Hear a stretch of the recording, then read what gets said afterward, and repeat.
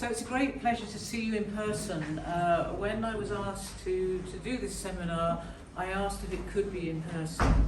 And we came to a compromise, which is to record it for those who can't be here, but we don't have hybrid, because all my experience of hybrid has been really bad. This is one of the first events of our 21st birthday. So I've only been here for 11 and has preceded me as the director. But we have lots of events planned, and Louise has been busy with Yvonne organising these. Those of you who are PhD students will know that we have our PhD showcase on June the 16th. When you go there next, we've got this big poster which shows all the events that we have arranged in the next 2 months for celebrating our 21st. And one of them will be Duncan's inaugural lecture, and then to kick it off is my seminar today. So do attend any of the events that you can, it's going to be great. So I'm just going to briefly mention what I'm going to talk about today, which is a lot of my work has been to try and design technology to support collaboration, particularly collaborative learning, but also collaborative working. And I think one of the reasons why I'm excited by collaboration is that we can do a lot more when we collaborate with others. We can be more creative, we can bounce ideas off each other, we can reflect, and we can learn. And so I think at the root of a lot of what I try and do is think about how technology, in one form or another, can facilitate and support that. So I'll talk about some of my projects that I've worked on, and then I'm going to finish off with just a little provocation about the metaverse and future technologies that are designed to support immersive collaboration. Do you remember the dream? When we all started using Teams, we discovered that there was this new view that you could have, which was just like one of those lecture theatres. And that we thought that all the students would all want to be using this, and it would feel just like it was in the lecture theatre. This was the reality. As many of you will be familiar, that when we tried to get our students to turn their cameras on during our online lectures and seminars, a few did to begin with, but then they stopped. There was only the lecturer or the tutor that would show their face. They might have put questions in the chat, but for a number of reasons they didn't want to show their face, and that became universal. And partly because they realised that when they were talking it could blow up to be a huge picture of them that everyone could look at, but there were a number of reasons.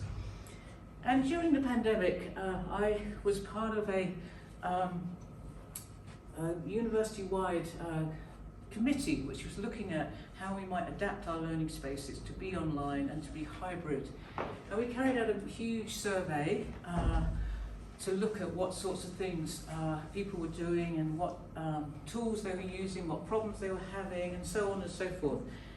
And out of that, myself and Paola Lettieri and Ben Munir from the library wrote a short little piece for the Times Higher Ed campus, which was to think about what comes after Zoom and Teams, and people are just fed up with using it. So we explored all of the virtual spaces that were being developed and used, like GatherTown and Sococo, as possible 2D or 3D spaces that were intended to provide a sense of community and that could connect students and give them awareness. But what we found is that most students didn't really like those either, and they found them a bit sort of, I don't know, it just didn't fit the way in which they studied. And in this article, we explored a bit about, how do they like studying when they have to be at home?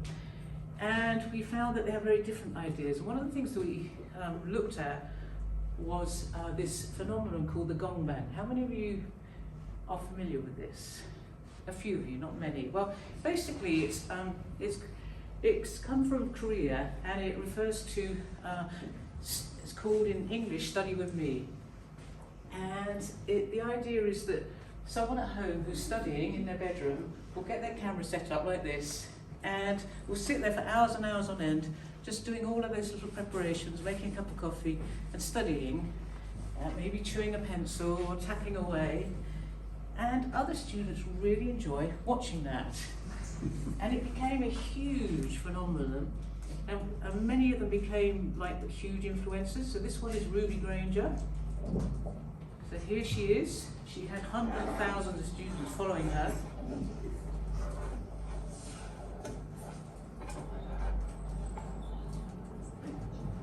She would do 14-hour stints. Each week she'd just record herself and everyone would be following her. She might write a few notes.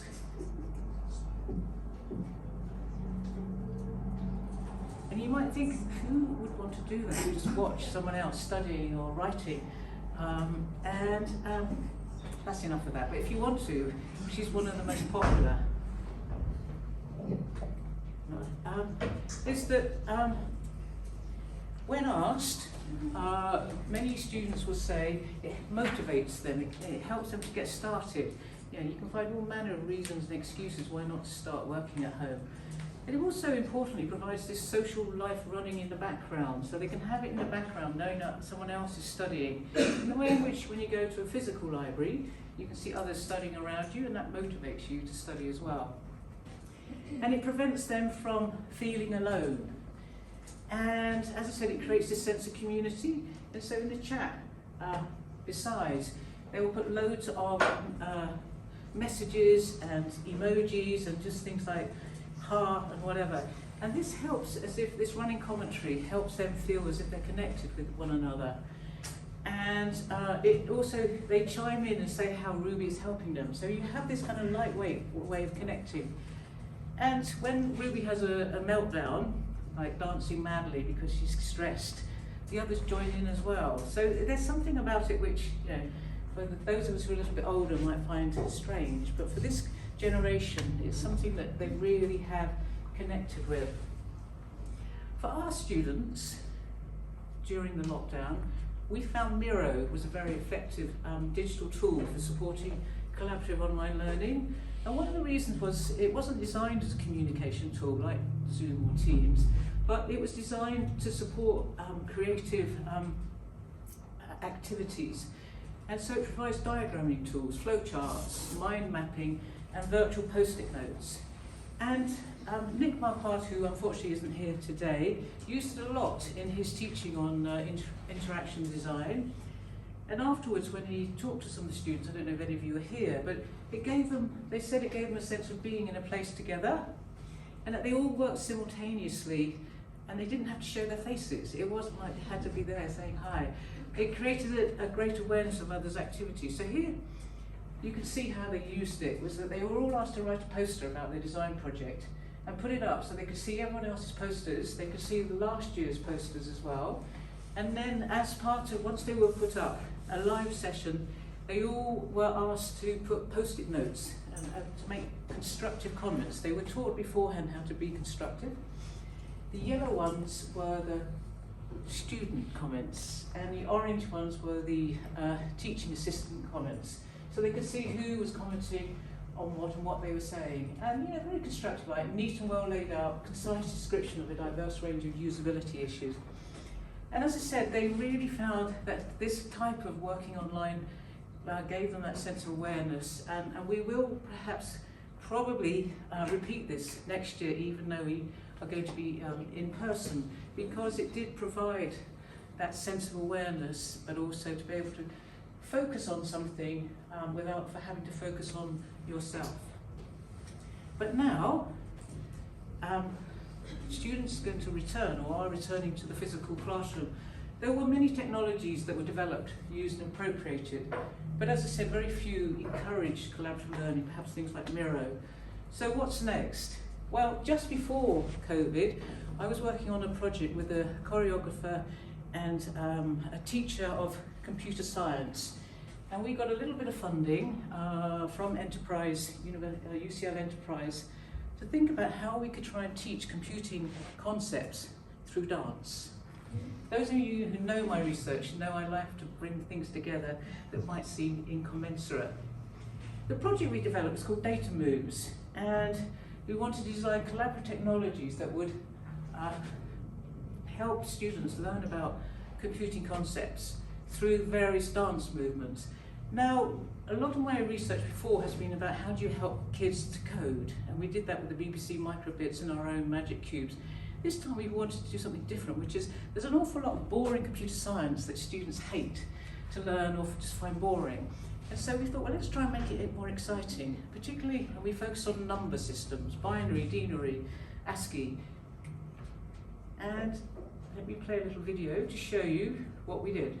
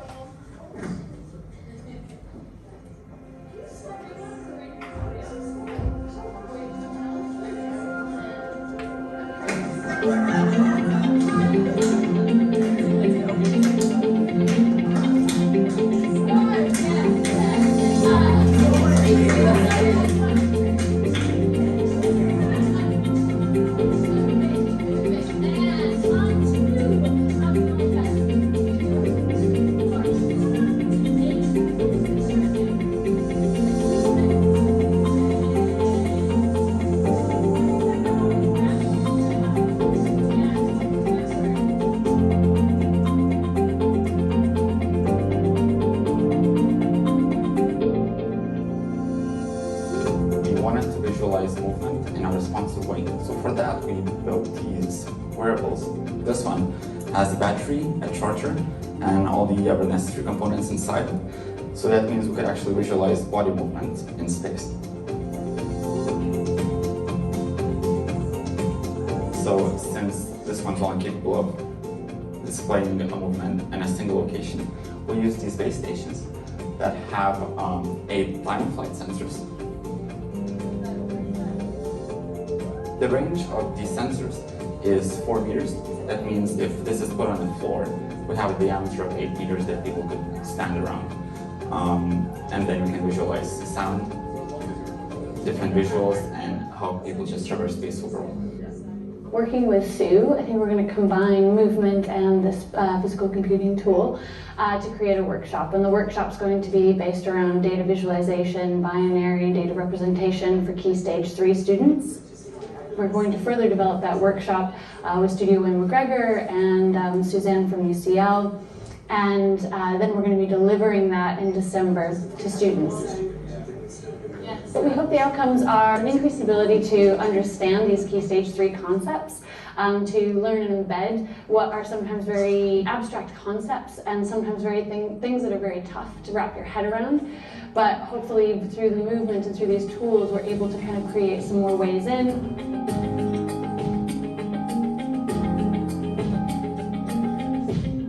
Key Stage 3 is the part where students will be making decisions about their next steps in their education, and a lot of the time they feel that computing isn't something that's relevant to them or interesting to them, and hopefully presenting it in a completely different way will show them that actually it can be really creative, it can inform decisions about what they might do in other areas of their interests, sports, drama, music, choreography, art, all sorts of areas. So it connects in really nicely with all sorts of things. I think it's also important to say that if dance will help more girls be interested in computing, then perhaps computing with dance will help more boys be interested in dance. And indeed, oops, we're not playing it again.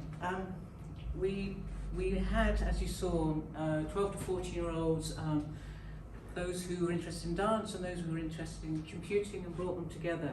The important thing here I want to say is that we didn't just focus on the technology and that was what they had to spend their time, but we wanted to develop this in-person workshop which would last a half day so they could immerse themselves in a range of activities and to explore and grasp and experiment with these different number systems through data representations through dance movements.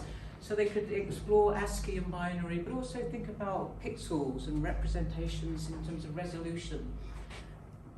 And as you saw in the video, that's what we created, this rather wacky wearable device. And what you could do with this device is you could switch on for different bits. So you could have a 1-bit, a 2-bit, a 4-bit, or an 8-bit. And if you had it on the 1-bit, it would just show you black and white. And the 2-bit, a bit more colour, a bit jerky. And for the 8-bit, you have more range in terms of colour and a bit smoother. So they could start experimenting with these and understand a bit more why we have these different number systems. And the same with the base station with the 8 sensors. They could use it to, with the open-ended visualization, we had a whole range of visualizations. Some of them, relating to binary numbers, and some of them where they could be a bit themselves.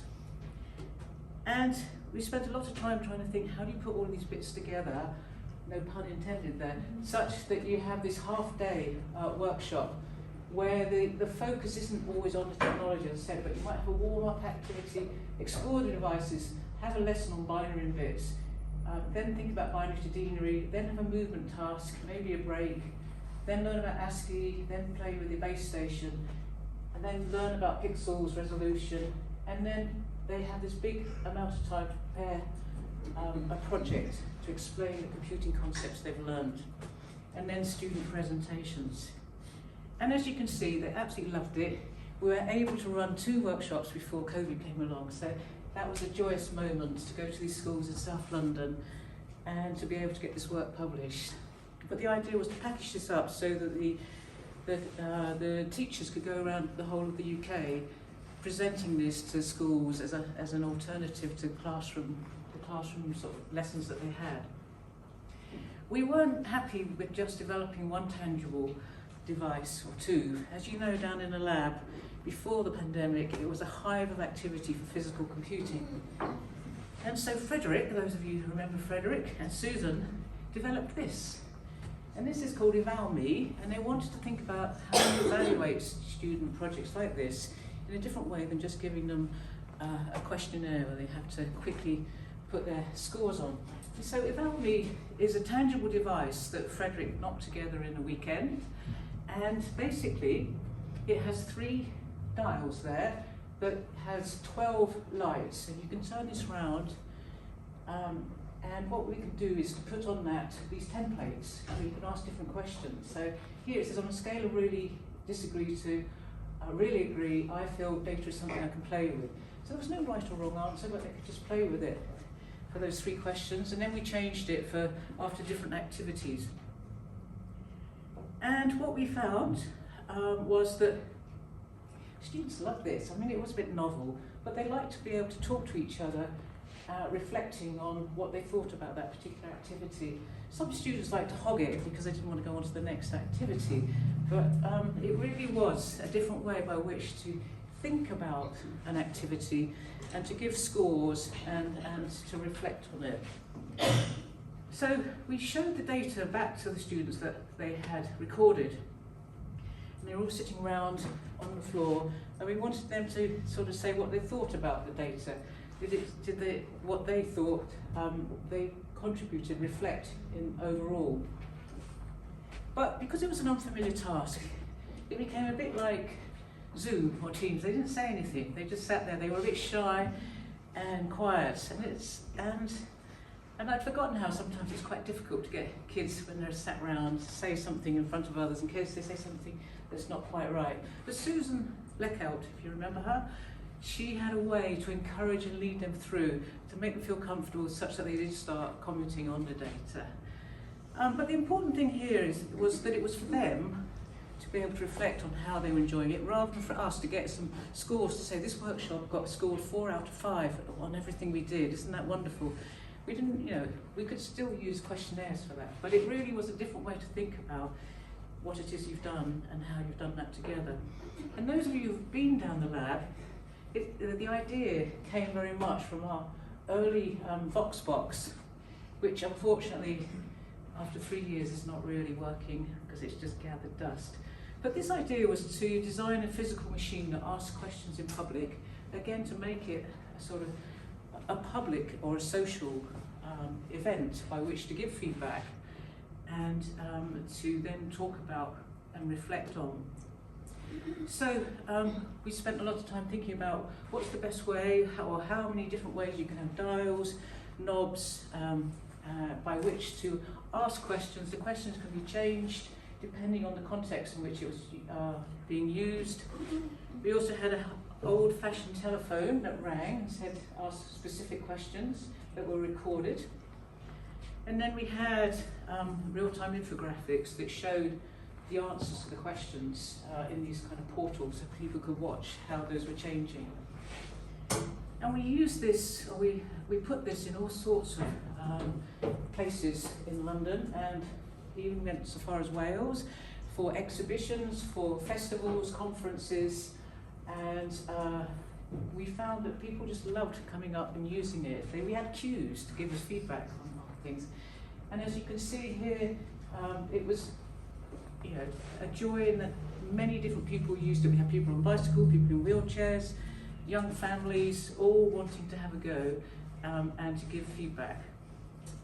And again, one of the things here is it invites everyone to participate. We don't get accurate data, we're not getting specific statistics, but it provides a general sense of how people are feeling for different demographics.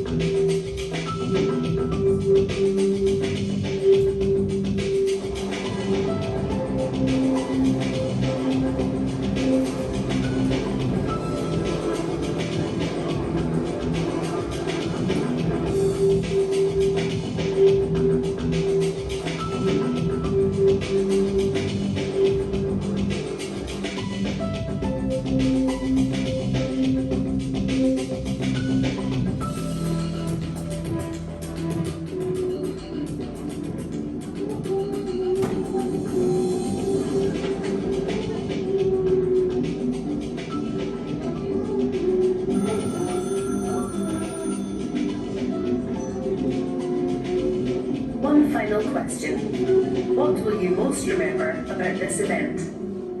Please say your answer, then hang up and press the submit button. Very hot. Okay, that video goes on for quite a while, but you get the sense of just how you can design using physical computing and tangibles, a very different experience. So I've always loved new technologies that come along and thinking about what we might do with them and how you can facilitate collaboration. But when the pandemic hit, we had to think differently. But just before that, chatbots and virtual agents were all a rage, and so I put together a project idea and was very much thinking about how we can facilitate collaborative learning and collaborative working. Now, conversational agents have been developed for a while in learning, so this is nothing new. And the idea is that you can try and motivate and help students learn by providing them with hints, suggestions, especially when they get stuck, as a form of scaffolding. And they often appear as an avatar at the interface. And they often adopt in what's called an intelligent tutoring system approach, which is to somehow personalise to that student's ability and experience and where they've got. But it's very much trying to emulate how a human teacher might interact on a one-on-one basis, as if they were having a conversation with the learner, giving feedback and asking questions. One of the most well-known ones you might be familiar with is auto-tutor. And let me just show you and see what you think about if you wanted to learn about the operating system and how does this compare with how we taught computing concepts. So down here, this is where the student types in their answer. The operating system helps you use the word processor. That's your avatar, human tutor there. Possibly. We've covered this angle pretty well, but something's missing. Is there anything you can add to that? A bit creepy, eh? So then she waits, blinking her eyes. A lot of these. Let's see if I can help you. How can the word processing program operate efficiently? You really do want to learn like this, don't you, without eyebrow raising. But I mean, there's a lot of thought gone into how you design the interaction between the students, having that agent there, trying to give hints and raise a morale or motivation. And on it goes. Maybe. I know you can do it. Let's keep working and get through this. There's enough So you can kind of find a bit of humour in it, but the approach there is very much, as I said, trying to emulate a human tutor. And what we thought was that perhaps that's not the best way. Perhaps there's different ways in which you can use voice by which to facilitate collaboration. This is where I started working with Leon 3 years ago now, isn't it? On the VoiceViz project. And we were working with people in Great Ormond Street Hospital, particularly Neil Sabir. And rather than specifically about learning, we became interested more in how clinicians try and make sense of complex health data and how they analyse it. And so we were thinking about how can we facilitate or encourage them to do more sense making together. So we thought about developing an interface agent, which we call Visi, that could probe them to talk with one another. So our model was different. It was about Visi, our agent, would just maybe, prompt or nudge the team, and that would make them think, oh yes, of course, we should start thinking this, and so that they could start talking together more and doing more sense making. So Visi was there really more just to probe or prompt rather than to be part of the conversation. And particularly thinking about where to look on these graphs should have been very helpful for when we were presenting the data in our data moves back to the students as to where they should be looking in the graphs. Anyway, so just to recap, our agent was designed to prompt teams to hypothesize about a set of data. And the data we used at the time was obesity data. It was readily available, and it's really a difficult problem. And how do we try and understand why obesity levels have risen across different demographics? And we designed Visi to be open, ask open-ended questions with things like, do you need a hint for analysing X? What do you think of this? Shall we move on? Did you consider the differences between variable X and Y? What might have caused a sudden spike? Visi didn't ask all of those at once, just at certain points. And this is the data. It might look fairly simple, but there are different demographics for different gender and different age, and also for developing and developed countries. But what does this mean when it goes up like that versus just straight along like that? So thinking about the types of slope and increases in and over the years. So that's for girls and boys, and then for women and girls it's quite different again. So even just for 2 or 3 demographics you get quite different trends. So we didn't develop an agent to spend years developing the AI and natural language processing. We used the Wizard of Oz method, which I'm sure most of you are familiar with. But our Wizard of Oz is Ethan here, who was a first-year computer science undergraduate at the time, who worked with us as an intern. And we had those predefined set of utterances that he would play. He would be watching our participants, teams in another room, and decide at certain points when to play those. And we had simple rules, which was if a team had not discussed a pattern or trend being referred to in the visualization, and that there was a silence in the conversation for at least 3 seconds, he would then select one of those. This is a setup using a smart speaker. We actually, for our experiment, we only had teams, because it's really hard to get more than 2 or 3 people to come back for different conditions. But there was a smart speaker there, where it would Visi would speak out of there, and then they could speak to Visi to ask for different visualizations to come up. We actually looked at different interfaces, whether speech versus having it appear on the screen as text made a difference. But I'm not going to talk about that, because that's for Leon to talk about. What I want to say is, just in terms of generally, is that Visi's prompts, like the ones we mentioned, encourage the teams to generate more hypotheses about obesity trends. And it got them to focus on the causes behind the different way the lines increased in the graphs. And here's an example here. I like that the questions were on finding out more about the data. By answering the questions, or even by looking at it, you would think about the consequences. And then you would ask yourself, why is this line more steady than the other? Which wouldn't necessarily happen without the assistant. So it's pushing and getting the participants in the teams to change their thoughts and maybe think about something differently. And I'm not going to go through this example, but this is where Visi makes a prompt, which is what might have caused the sudden spike, and this is the sudden spike here. And you can see there, between participant 1 and 2, lots of different possibilities that they're starting to think of, from ranging from globalization to not going outside to playing computers and so on and so forth. And so we often found that after a prompt like that, it triggered this type of discussion, which might not have happened if they hadn't been prompted like this. So I think I just wanted to touch upon this, but we can start to think about designing virtual agents to be different from the tutors that we saw in the auto tutor, by augmenting group learning rather than individuals, and to try and spark more sense-making, more in-depth conversations between the group members. And I always think a sign of enjoying research is when it leads you to think about other things. So when we're doing this, we suddenly started thinking about what we're trying to do is to slow down the way people are thinking, such that they might have other thoughts. And this idea of slowing down thinking seems counterintuitive to many of us who design software, because what you're trying to do is speed up people's thinking so that they can try more possibilities. But that's something that we're thinking about now, is what's the benefits of using technology to slow down someone's thinking as such that they might have other thoughts. And that's something that we're thinking about at the moment.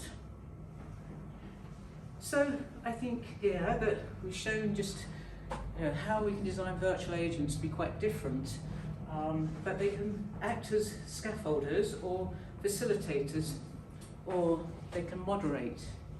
But when and how they should intervene in human conversations, we would argue they shouldn't try to be the same as humans, but they should just intervene sparingly. What you don't want is to end up with an agent that's just like Clippy, that becomes really annoying and people just will switch off because they don't want to be constantly prompted or nagged.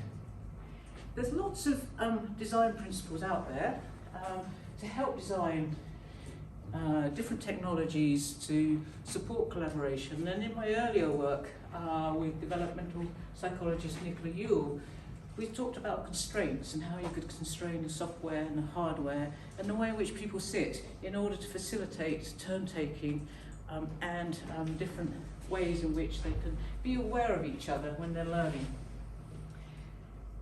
We can also think of so much technology out there and how we can use this to design and support collaboration. So I've shown how we've used tangible and physical computing and software tools and wearables and speech, but we can also start thinking about multi-sensory interfaces, AI, and mobile and ubiquitous computing. There's a whole range of technologies there for us waiting to be experimented with now that we can come back and use the lab.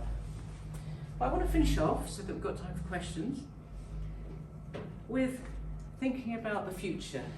We've all heard about the metaverse, the hype, the excitement, and how much money has been invested in research to make this the ultimate immersive collaborative experience, which will be way, way, way better than Zoom or Teams or any of these other virtual environments that were built, like GatherTown.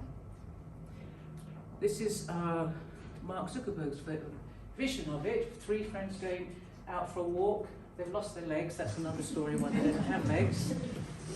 Something to do with the Oculus VR not being able to sense legs, but that's for another time. The old metaverse, it's been around for a while, this idea of having these immersive environments. So Second Life, some of you may have played with Second Life a way back. But basically I have quite like this definition from Microsoft, which is a digital space inhabited by digital representation of people and things. That's it. And that people used to interact in Second Life through their digital avatars via their computer keyboard. And you could fly around and through walls, and it was fun at the time. What the vision is now, the new metaverse, is you'll have much more immersive experiences and it will be more data rich. And the meetings and social events that you potentially could have could be more lifelike.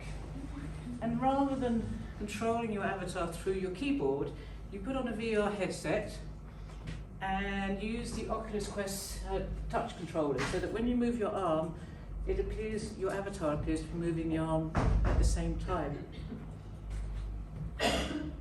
Isn't that exciting? It's a real interesting question about whether the richer, more immersive experience is because you look or you feel as if you're in that space. And one of the things that interested me a couple of months ago was the very first fashion week which was done in Metaverse. Some of you might have seen it, but it's quite fun to look at the avatars on this. And also some of the clothes which they're trying to sell don't seem realistic on those. So what some of the fashion designers have done is do away with human-like avatars and go for cutesy cartoon characters like these cats. And then they put the skins or the clothing on, and then you can buy these and then wear them on your avatar in the metaverse. And so the whole fashion world could all just be happening in the digital world, which could be very sustainable, depending on your view.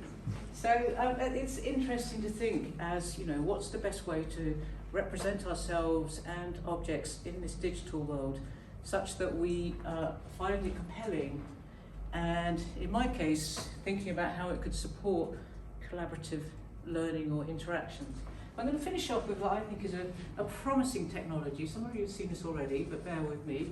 There's a company called Proto, it's been around for a couple of years, and David Nussbaum has been rethinking how we can present ourselves in a 3D space that looks even more lifelike. And this is from UCLIC, the BBC's programme about technology. So some of you have seen this, but I think it's nice to contrast this with what we've just seen in the metaverse.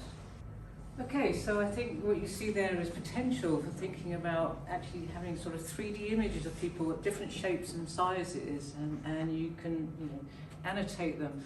And the question is, would we want to think about those as in an educational context? So supposing that another pandemic comes along, God forbid, we could be thinking of presenting ourselves to our students that way, but would the students be even more terrified of presenting themselves back in that realistic 3D way? So I just want to conclude really to say that there's lots of opportunities and potential for developing collaborative technologies. I've just given you a taste of some of the few of my projects. But in the future, I think we need to be thinking about enhancing social presence as well as immersiveness. And by social presence, it refers to the sense of being there with a real person in a virtual space. And there's lots of ways in which you might want to measure it by thinking about the degree of awareness, people's feelings about it, and their reaction to other people in that virtual world. And you can get these various measures and instruments to look at that. And it will be interesting to think about how much social presence will the metaverse and that kind of proto box provide, and how do we measure that? And will they create a real sense of being together, and how we might use that to facilitate collaborative learning? Oops, but I think I'm going to end with this. This is taken in New Orleans when we were at CHI,